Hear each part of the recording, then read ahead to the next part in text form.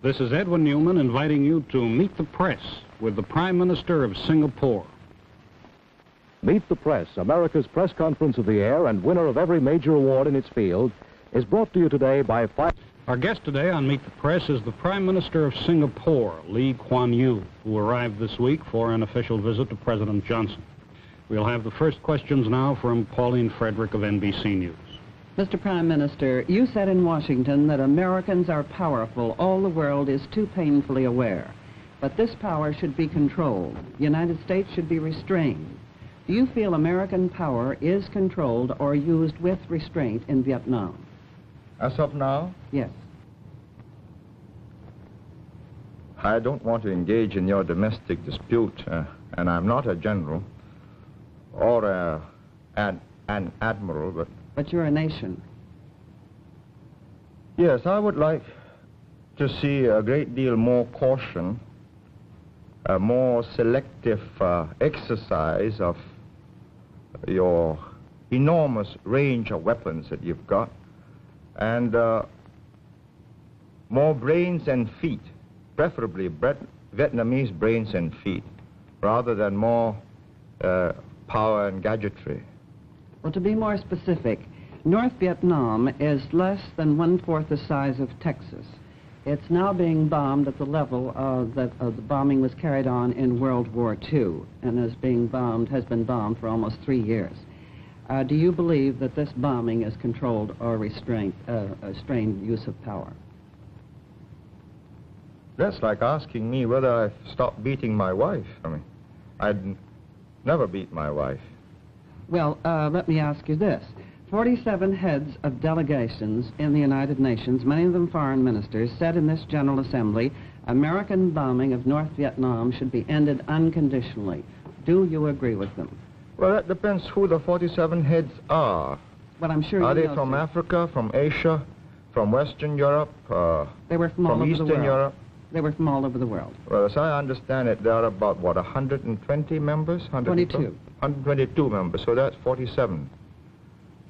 Well, I wasn't there, but I mean, my colleague, Mr. Rajaratnam, Foreign Minister, is attending the United Nations, and I think he's going to say something on Vietnam. I don't want on the bombing and all the other problems about Vietnam, and I think bombing is one of the minor problems about Vietnam. Well, but if I may answer you this, he said it is a bothersome question. But do you feel the bombing should be stopped? Would this help to get Hanoi to the conference table? I think the bombing could be reduced and even stopped without any decisive change in the course of the war, but I think it does not follow that because you stop bombing, you'll have the North Vietnamese government to the conference table. Why should they go to the conference table? To help President Johnson win the elections? Do they love him? You know, Mr. Khrushchev said that he helped President Kennedy win by not seeing Mr. Nixon. In other words, are you saying that if the North Vietnamese should come to the conference table and there would be a settlement, that President Johnson would win the next election? And by the same token, would he lose if there is not a peace settlement? I don't think it's as simple as that. I mean, you're putting words in, you're putting a form of words in such a tight and I think imprecise way, really, because the world is not so simple. It's not black and white.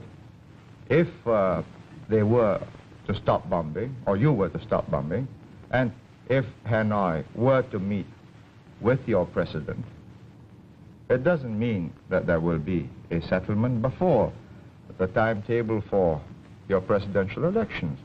And things can become very complicated, really, if it weren't. So I really don't want to go into all the intricacies, because it can take so many twists and turns, as Panmunjom did. So all I would like to say as an outsider is, will we all, in the name of humanity and for the sake of human civilization, take great care that there is no miscalculation on the reactions, not only of the North Vietnamese, but of the Russians and of the Chinese, because there must be a point at which they must react. Thank you, Mr. Prime Minister. We'll be back with Meet the Press and more questions for our guest, the Prime Minister of Singapore. But first, this message. Now back to Meet the Press, an unrehearsed press conference. Please remember, questions of the panel members do not necessarily reflect their own point of view. Here is our moderator, Edwin Newman. Resuming our interview, our guest today on Meet the Press is the Prime Minister of the Republic of Singapore, Lee Kuan Yew. You've just met Pauline Frederick of NBC News. The other reporters on our panel are Roland Evans of the Chicago Sun-Times, Seymour Topping of the New York Times, and Crosby Noyes of the Washington Evening Star. Lawrence E. Spivak, permanent member of the Meet the Press panel, will be back next Sunday. We'll continue the questions now with Mr. Evans. Mr. Prime Minister, you said in a recent speech, quote, "The wrong kind of conclusion to the mess in Vietnam can absolutely unscramble the whole lot of us in Southeast Asia." What did you mean by unscramble the whole lot of us? Well, one of the problems in Southeast Asia is that it consists of relatively new and fragile independent nations. They've just become independent since the Second World War. And the great problem is the will to resist. And it melts very easily because people, particularly in the world over, they want to be on the winning side. But in Southeast Asia, because they are small countries, because big armies have come, Europeans came, the Japanese came, you know, you bend with the wind like the bamboo, as the Chinese saying goes. And if it looks as if the east wind is growing stronger than the west wind, then people start bending that away even before the wind comes. What you're saying, sir, if I understand, is that the American position of force and resistance to this east wind is essential to give your country and these other newly independent countries a bulwark behind which you can develop your independence. Is that what you mean? No, may I say what I mean myself in my own form of words? I think Americans have, I think, is a friendly habit of trying to help a person think for himself, but I'd rather do my own composition, if I may. You have adopted this position in Vietnam. In 1954, you never asked the rest of Southeast Asia, and we were not consulted. You decided again in 1956 that Diem should not have free elections because, or he didn't want to have free elections, and you supported him because elections couldn't be free, and I've read all of the semantics about what is free and unfree. You decided in 1961, when things got a little bit difficult for Diem, to put in American advisors. And by 1963, at the end of 63, you had 25,000 American advisors in the Kennedy administration.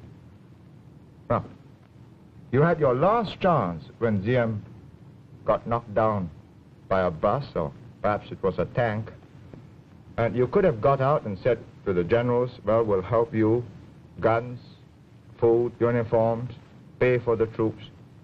But you decided, rightly or wrongly, to go in. And now this is 1967. And it's no use asking me now, for my opinion, what you should have done before. All I can say is, we've got to live with today, not with what might have been day before yesterday. And as of today, the Field Marshal of Thailand says, Kitikashon, and he's saying it to his own people, that they are going to fight in Vietnam, not in Thailand. Well, I take that to mean that if that is gone, he's going to anticipate history, and you know, the Thais have this great sense of the future, and as good anticipators of history, if they make the kind of adjustments in their postures arising out of what they think is a failure in Vietnam, well, I don't think the Tunku in West Malaysia has got very many years, in spite of all his armed forces. And then they've got me by the throat. Mr. Topping, Well, if I may again do what my predecessors here have done, recall a speech you have made. Some years ago you said, the Vietnam experience shows that however massive the military cover, however enormous the economic assistance, if the leaders of the people in whose name and whose behalf military cover and economic aid are being given do not set out to secure their own salvation, the end result still is perdition, both for the helper and the helped. Speaking as an Asian, do you think the South Vietnamese are helping themselves enough, or are we here in the United States headed for perdition with our allies? Well, you're asking me a very difficult question. I'm not making any direct contribution in Vietnam, and I think if I were a North Vietnamese, I'd resent the Prime Minister of Singapore passing judgment on the effort of the South Vietnamese, but I think they wouldn't mind my saying that the world will be a much better place if it's not Mr. Rusk explaining what this is all about, but either their president or their vice president, or better still, a new figure in a prime minister. You know? Yes. Forward-looking. Of South Vietnam. Forward-looking, independent, determined, and most important, sincere and honest. Mr. Topping?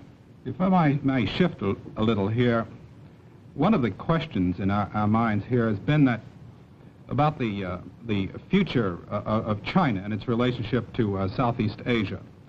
Some people are saying that China is now so divided politically that there is no great danger for Southeast Asia in the future. Speaking as a Chinese who understands China, can you make an estimate or a guess as to the future of China? Do you think in the near future it will become again a unified country, a strongly unified country that might represent some kind of a danger to Southeast Asia? First of all, I can't speak as a Chinese because I'm a Singaporean. I'm of Chinese ethnic stock, and I think this is crucial. I mean, if you ask me to speak as a Chinese... As an ethnic Chinese. Yeah, well, you know, the Chinese People's Republic in Peking will be, I think, quite rightfully indignant, and so will the other aspirant in Taipei. But speaking as a Singaporean, with some of the built-in memory programming of the Chinese people, I would say that if you believe that the Chinese people will just splinter up into so many warlord communist committees, each governing a province or even part of a province, then you will make one of the gravest mistakes about Asia. I think I've traveled around the world often, and you know, people don't know that I come from Singapore, and they treat me as a Chinese or as a Chinaman in the old days, as they used to call them. And they used to say, Chiang Kai-shek, you know, in the middle 40s, and nowadays, of course, Mao Zedong. I'd say that they are determined as a people to unify and build a modern, powerful, wealthy Chinese nation. And I say good luck to them. And I think the moment they get prosperous, good luck to me, because I'll be much safer. I don't believe, however, you know, the simple theory that they're just going to send their armies across and eat up Southeast Asia. It's too simple. And it's too simple for you, for the Americans, and for us, because then it's naked aggression. The whole of South Asia will gel together and meet an incoming invader. But they've got this make-it-yourself kind of revolution. Wars of national liberation. You know, here's the text. We've got an instructor. He'll teach you how to organize, and we'll slip you a few guns and more if necessary. And if it gets more difficult, well, surface-to-air missiles, and so on. And I think this is the problem, that each of the individual governments in that region must use the time that you are buying in South Vietnam for the rest of the world, particularly Southeast Asia. I'm not saying you're doing this, you know, just for Southeast Asia. You're doing this for yourself. But it so happens that I think I believe that it might get a bit difficult for me if there's a sudden evacuation. And I am determined to use this time to its fullest advantage, and I hope my neighbors will do likewise. Mr. Noyes. Prime Minister, what's the effect in Asia of demonstrations such as we had yesterday in Washington? Well, you know, I get a lot of demonstrations in Singapore, and my students are quite a rambunctious and spirited lot. And I think they ought to be otherwise. I think there's very little future for Singapore. It's a young community, and the young must be idealistic. The young must believe that the world should be more just, and there should be more moral rectitude in the behavior of their leaders, and they protest often in more than just a peaceful manner, because the communists slip into my demonstrations and, you know, windows got broken so often and cars get overturned. But at the end of the day, I think decisions have got to be made by adults, not teenagers. But it's got to be made in such a way that when the teenagers become adults and they look back on these decisions, they would be proud of the generation that went before them. Well, let me ask you this, Prime Minister. How confident are you that the United States will continue to supply this underpinning which you consider to be necessary for the non-communist states in Asia over, say, the next decade or so? I don't know, and I don't think, first of all, I'm not an American, so how can I know? And this is one of the reasons I've come here, to try and get a sample of the thinking, the feeling. I have no doubts that your president has got resolution and determination and restraint, and somebody will probably work out a winning line. But I've also no doubt that your Secretary of State and Secretary of Defense have got it. But what I think in your kind of open democratic society, you must demonstrate, in which I've really come here to try and understand better, to watch the proceedings in your presidential elections next year, is whether you, as a people, have got that resolution, that stamina, that perseverance, and, most important of all, infinite patience and a capacity to hold back your desire to settle this quickly and get it over with, because this is a very different kind of war. The other side is not in uniform, you are. Do you believe that CETO, the Southeast Asia Treaty Organization, in its present framework, provides an adequate guarantee to Southeast Asian security?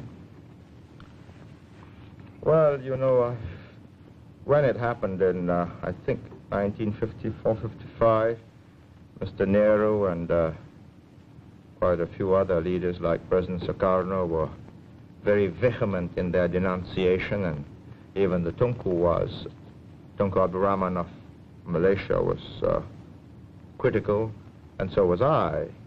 And I think looking back now, it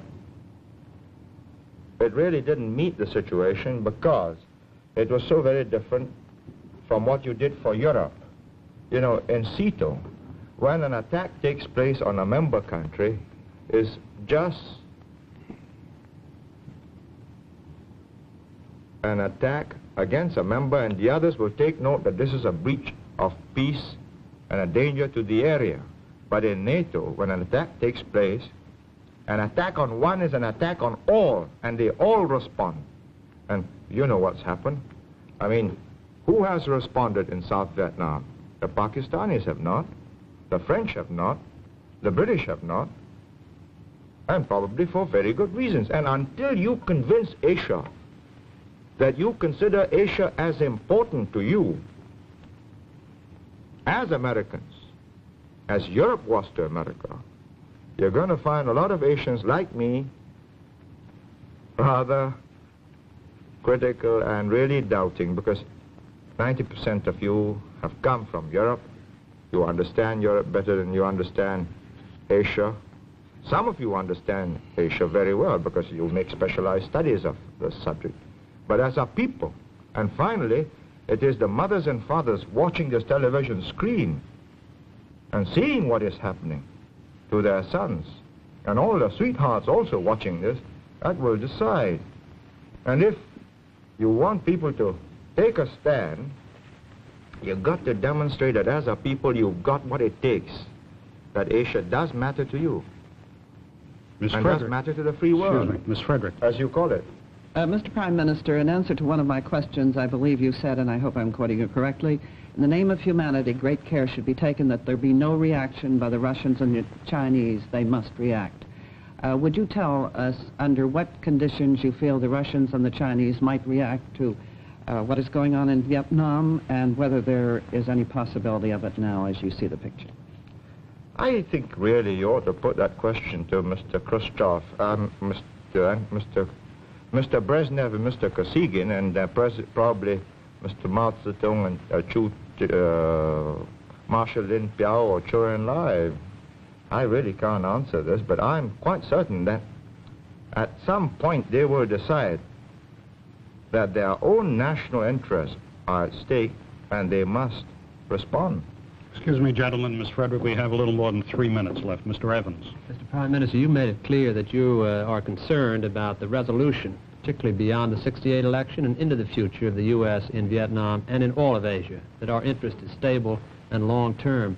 Would it not help resolve that difficulty, as you see it, if your country put a small token force? You only have 2 million in your population, I understand, but if you put a small token force into the field to assist in the work that is being done over there against what we call aggression from the North, wouldn't that help the United States to resolve this issue? I don't see it as my duty as the Prime Minister, an elected Prime Minister of Singapore, and not a client state of the United States. I'm not in receipt of your aid, nor am I here to seek aid. I'm doing all right. I hope to do more trade with you. And I don't think it is the duty of the elected representative, leader of Singapore, to go and involve his country in a situation which can end disastrously for his whole people. And as I've said, if there is no resolution shown, and God knows what can happen between now and November 1968, you tell me what happens to all your allies who have gone in with you in South Vietnam. Mr. Topping. Well, in connection with what you've just said, I remember once you said, in fact, I believe you said it to me, when we were talking about your neutrality, you said, I am not neutral where the survival of my people are concerned. Now, if your survival does depend upon how well the United States and the South Vietnamese are able to do in Vietnam in the sense of containing the Asian communists, don't you think you should help more directly? I think my survival is not threatened yet.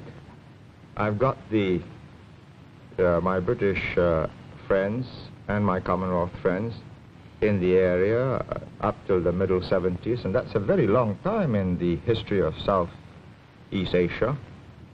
But, of course, it could change fundamentally by decisions you can make in South Vietnam between now and 68 and 69. And as the situation changes, we shall be watching it most intensely and avidly. And we shall make contingency plans. We have to. We have about 1 minute left, Mr. Noyes. Prime Minister, if, as you said, the treaty, the SEATO treaty, were strengthened to be more like NATO, with the same guarantees that NATO provides, would your country adhere to such a treaty? I think eventually what we must try and create in South and Southeast Asia is a community that is economically and socially conscious of what is to be gained by gearing into each other, yeasting up the economy, and once that happens, I think the security aspect, mutual security interest should lead us to a NATO-type situation, perhaps, with a minimum of underpinning from outside. And if we can have a multilateral underpinning, you know, America, Russia, and most important, China too, saying, yes, there shall be no aggression in South and Southeast Asia, and boundaries shall not be changed by force, I think we got a peaceful world, much more peaceful world. I must interrupt you there. Our time is up. Thank you, Mr. Prime Minister, for being with us today on Meet the Press. I'll be back with you in just a minute after this message. For a printed copy of today's interview, send 10 cents in coin and a stamped self-addressed envelope to Merkel Press, Box 2111, Washington, D.C. 20013. Next week on Meet the Press, our guest will be another headline figure in the news. Now, this is Edwin Newman saying goodbye for the Prime Minister of Singapore and Meet the Press. Goodbye. Join us each Sunday for News in the Making on Meet the Press, America's press conference of the air.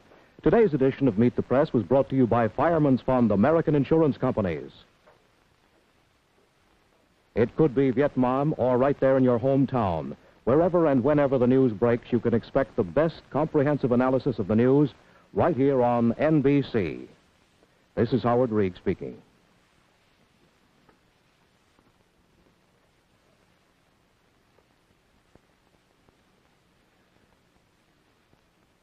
Meet the Press has been a public affairs presentation of NBC News and has come to you live from our studios in New York City.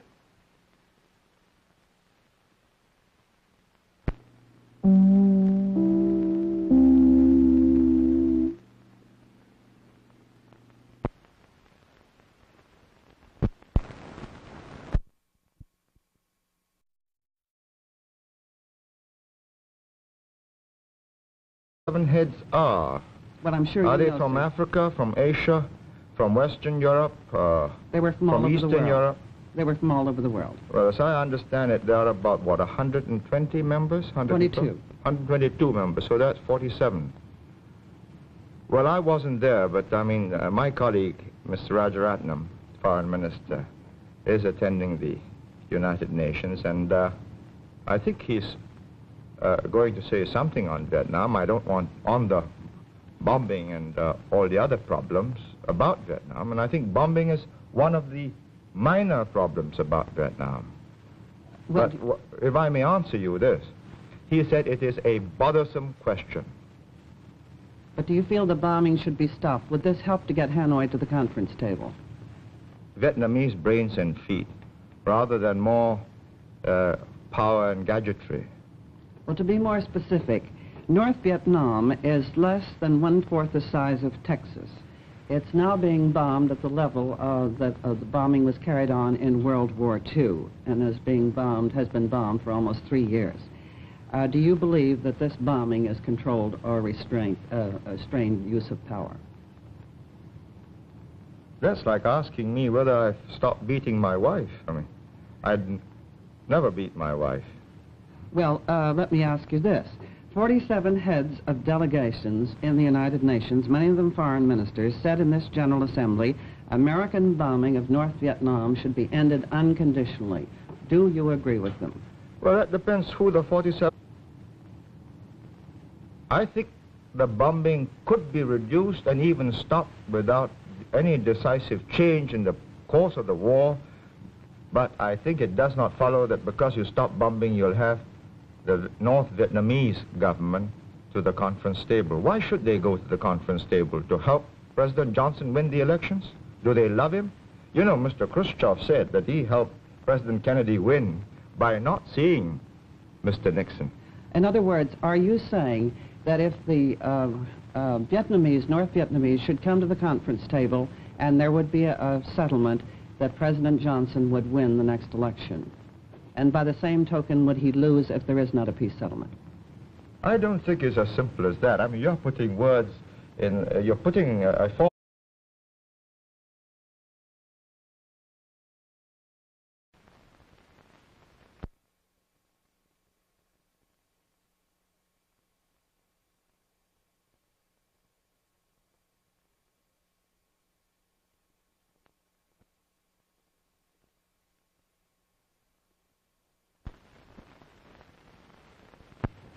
This is Edwin Newman inviting you to Meet the Press with the Prime Minister of Singapore.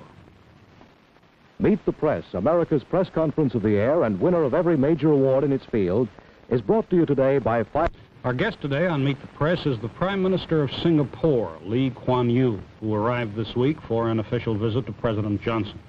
We'll have the first questions now from Pauline Frederick of NBC News. Mr. Prime Minister, you said in Washington that Americans are powerful. All the world is too painfully aware. But this power should be controlled. The United States should be restrained.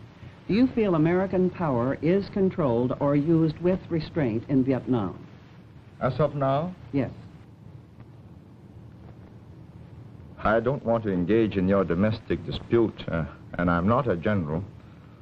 or an admiral, But you're a nation. yes, I would like to see a great deal more caution, a more selective exercise of your enormous range of weapons that you've got, and more brains and feet, preferably